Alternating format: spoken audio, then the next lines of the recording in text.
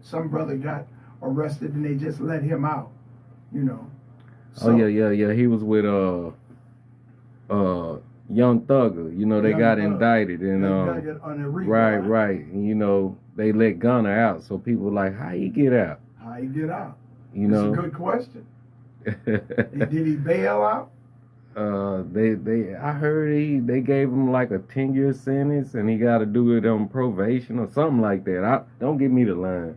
So they was like, well, he did a deal with him. He pled guilty.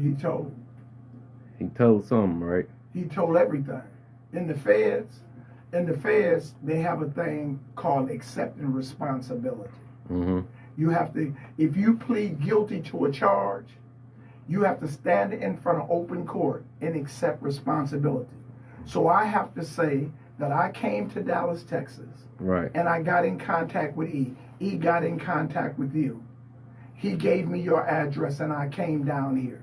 Mm-hmm. And you introduced me to big man across here, and I came over here to here. That's accepting. I have to tell you every element of the crime.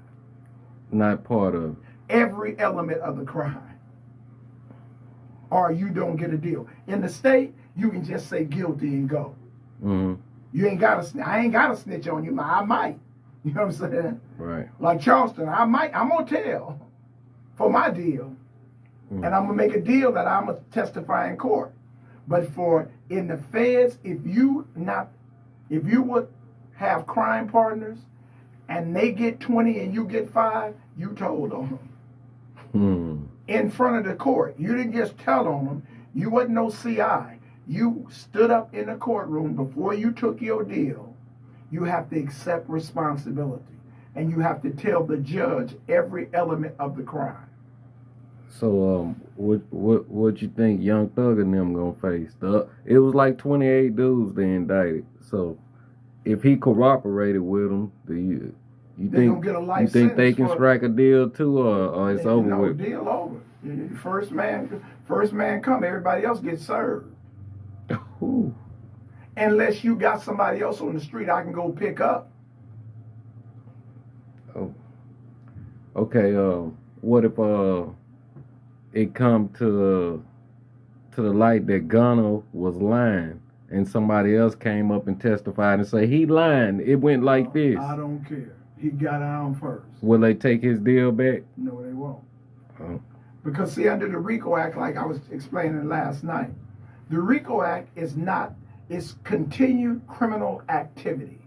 Mm-hmm. So I had to get you on tape. I had to have you under surveillance for at least 6 months before I can tie you into the RICO. BMF, they went a whole year. Right. And phone taps, phone conversation, elements of different transport, being in certain places, being in certain hotels, that brought them in on the RICO. Mm-hmm. It ain't you just standing here and you just interviewing me, right, and they arrest me outside and they come get you.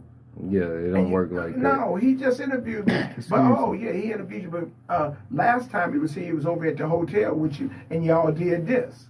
Mm. And he called you in California, and y'all discussed this. Mm. Like, oh, what? Oh, so continued criminal activity. Right.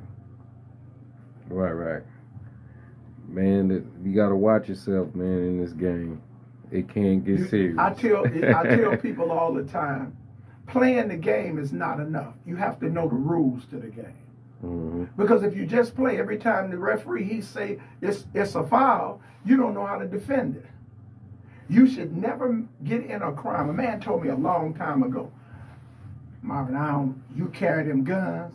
I don't do nothing but 16, 2 or 3. I don't do nothing but burglaries. Mm-hmm. I know when I get caught, I'm going to do 16, 2 or 3. Max I'm going to do is 3 years. Mm-hmm. I know my car. Y'all up in here, y'all got robbery, 5 years, murder, life sentence. Yeah. Too many elements, unknown elements to you, to what you're doing. And I started thinking about it, man. I went to the feds.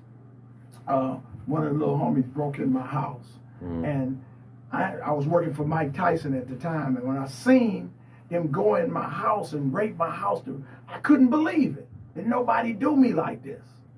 And instead, now, if I'd have been a citizen, I'd have just called the police, said it was a burglary. I had AAA insurance. They would replace everything. Me being a gangster in the street, I got to find out who did it.